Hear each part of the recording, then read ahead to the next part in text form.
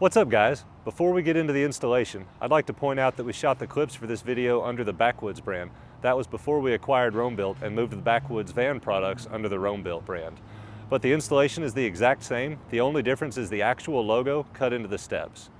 Also, we now have a short version of the steps that's not covered in the video, but the installation is the exact same. And for the most recent information and pictures, check out the Roambuilt website. We've got a brand new product today. It's our aluminum Sprinter side step. These fit the 144, 170, and they're even a direct bolt-on for the Winnebago Revel. We're going to walk through an installation on this 170 here today. Let's take a look at some of the features and what's included. We've had a small handful of these as a prototype version out in the wild for well over a year, gathering feedback, having conversations, some heavy abuse and use. After talking with lots of the builders, DIYers, van lifers, and van drivers, that's led us to this honed-in version that you see here.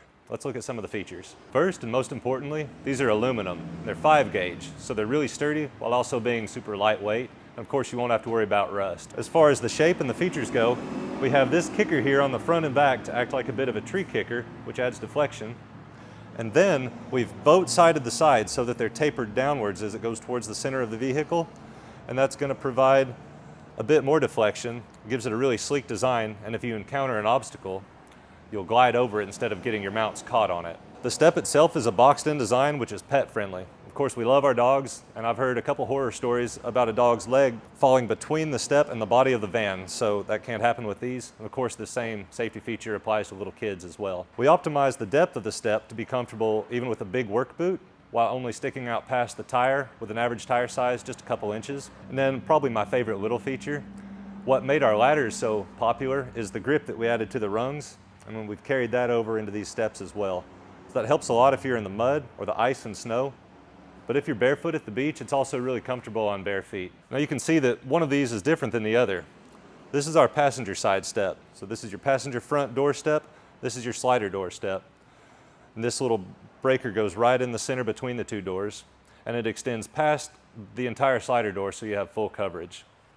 The driver's side, of course, just has a step where the driver's door is and extends down just far enough to install a ladder behind it, or if you have the Revel, it stops just in front of your holding tank drain valve.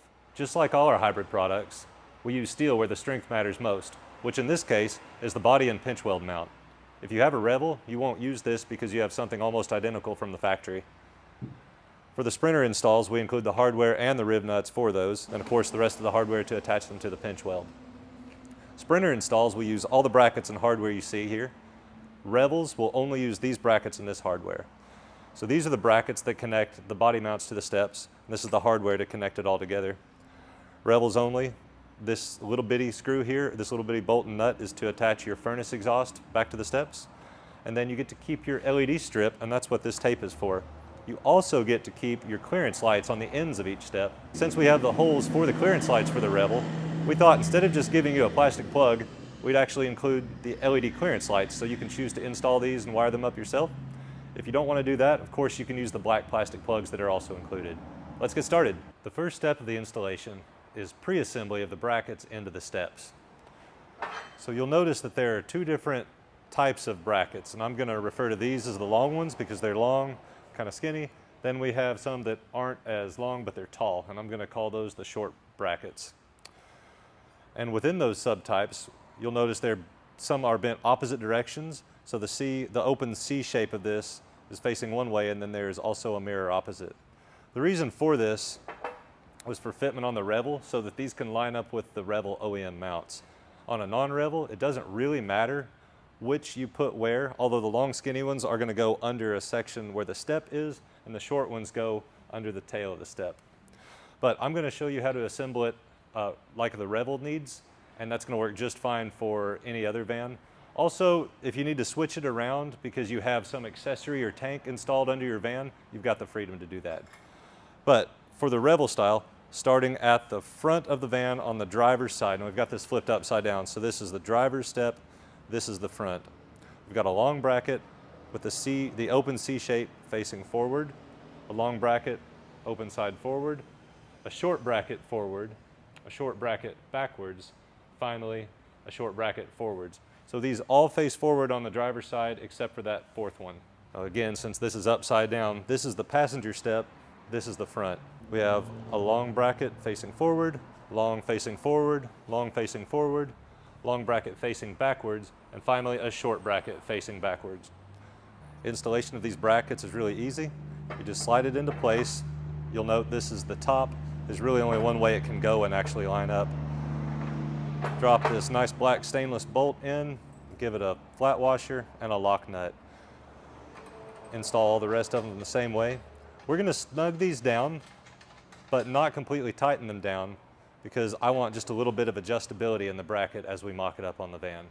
Next, we're going to bolt the body mounts onto the brackets. But before we do that, I want to show you a little bit about how they work.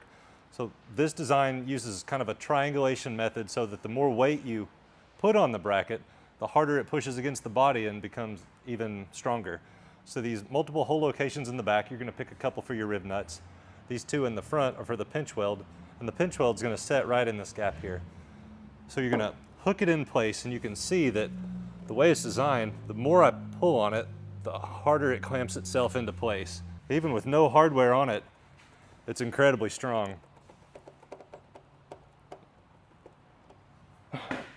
Now we're going to bolt the body mount into the bracket, and again we're going to snug it down, but I want it loose enough for adjustment.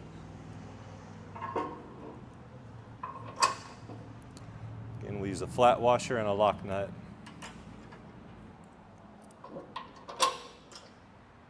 Snug those down just a little bit and repeat it 9 more times. Once you have all the brackets in place, next you put the step on the van, and I'd recommend using a buddy or maybe a few jack stands, just something to hold it in place, and then position it front to back where you think it looks good. There's no hard set rule for this. I kind of chose the front of the door line just because I thought it looked right on this van, and then from above, once the door is open, your step's really right where you'd want it. So again, that's up to you. Here's where I put it. In this step, all you're really trying to do is mount the location of these. So we'll go under and show you what I've done. So again, with this step, all we're trying to do is grab the placement. So I've kind of got it hooked into place here. All I'm gonna do is just make a reference mark on the front and back of each mount. And then we're gonna end up taking one mount back off. We'll set the step aside, then we'll put it in place and actually mark our holes. Worked out well for me. I wasn't able to use this bracket because of where this big arm is, but I'm still gonna kind of mark the front and back so I have the location. So I'm gonna do that on all these. Then we'll take the step back off and we'll start drilling holes. All right, we're back under here, the step's set aside, and we have our marks. Now we're gonna actually mark the holes. So I grabbed one of these back off, and I'm gonna mark these 2 pinch weld holes from the front side, and then I'm gonna pick 2 holes out of these 9 for the back side. And that just really depends on kind of what's in the way. Like for example, you wouldn't pick the top center one here because of this rubber plug. So I'm gonna line it up with my marks. And I'm gonna pick, in this case, again, this will probably be different for everybody. I pick the middle row outer ends, and then I'm gonna mark my pinch weld holes. And then I'll do the same on the rest of these. So for example, one area that might be different is where this kind of embossed area is underneath. So in this case, I'm gonna pick that one because it has a really good flat surface. And then I'm gonna pick this one. And again, you can really pick whatever works best for you. I think the higher, the better. It's gonna be a little stronger, but not necessary. And if you happen to mess up a rib nut, you've got all these other options you can choose. So do this on all 10 of the mounts. There's another way you can install these. I chose not to use this method, but we do include 20 of these little self-tapping screws. And the thought process is you can use these to temporarily hold everything up and in place. So if you want to do that, they're just temporary. You'll grab one of the washers from the 1/4-inch hardware kit. And what's kind of cool is once you use it to hold it in place, you know, you have your mark. You can run it in right in the center of your mark. And when you back the screw out, once you have all this done, then you have a pilot hole already for where your rib nut's gonna go. And really 1 is all it would take to hold it in place, but I gave you enough to do 2 per bracket. So that kind of makes it hands-free. If you decide to do it while the whole step's under here, this would be about the only way to do it. And then take them all out and you've got your pilot hole drilled. Again, I didn't need that step, so I'm just gonna go straight to drilling. Drilling is never fun, especially under a van. And it's a pretty big hole that we're gonna drill. So definitely grab some of your other bits and step your way up to it. I'm going to start with an 1/8 inch or so, just to make it easy. It's going to allow me to make sure the pilot is right where I want it. Then I'm going to step up 2, 3, 4 times before I get to the biggest bit, and that'll help keep that big bit from grabbing and twisting and deforming the metal. So I'm going to go drill all my pilots, and then I'll switch up to the next size, drill all the holes, and then so on and so forth until I get to the biggest size. We'll do the same thing from the outside for the pinch weld holes. Keep in mind on the pinch weld holes, we're only going to use 1/4 inch hardware, so stop at a 1/4 inch or slightly above with your drill bit. The next step is to actually install the rib nuts into the van. So just make sure that you don't push too hard. You don't want it to grab and twist and tear the sheet metal. Just let the drill run slow, don't push too hard, and let the drill bit do its work. Also, as you're almost done drilling through the hole, make sure you're holding the drill nice and straight and you don't let it walk. So once you have the holes drilled, then take the rib nut, put it on the rib nut tool. There's lots of good instructionals on YouTube as far as how to install rib nuts, so I'm just going to assume that you have a tool. If you have one of the electric or pneumatic ones, good for you. That's definitely the way to go. I don't have one here. This is actually a Harbor Freight. It's really affordable. I think it's less than $50, and it does the trick. It just requires a little bit of squeeze. So first we'll put it in the hole and then start squeezing it. Do your best to hold this straight so your installed threads are nice and straight. There we go. Repeat that for the rest of them. Once you have the rest of the bolts in, we're going to adjust the step and tighten them all down. So I like to make sure that it's at the same height off the rocker, and then the same distance in and out on each end, and then also that the rotation is good. And you want this step basically parallel to the ground. So I'm going to start snugging these bolts down, getting my adjustment just right, and then I'll tighten everything down.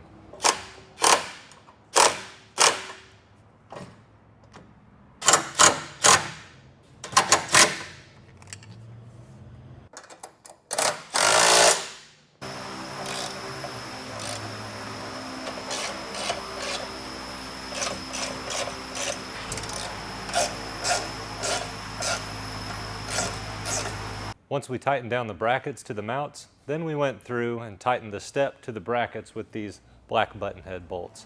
And that's got the actual step install done. Now for a non-Revel van, you have the choice of installing the lights or the plugs. This van's gonna get the plugs, but I'm gonna show you how to do the lights. It's really simple. Feed the wire through, put in the grommet, make sure it's in all the way, and then just kind of wiggle the light into place. You can kind of feel it pop into its groove in the grommet. The plug is even simpler. You just get it started, push it into place. We just went through the driver's side, and of course it's the same process on the passenger side to get it buttoned up, and that's got it wrapped up. I appreciate you guys watching. If you have any questions, reach out to us.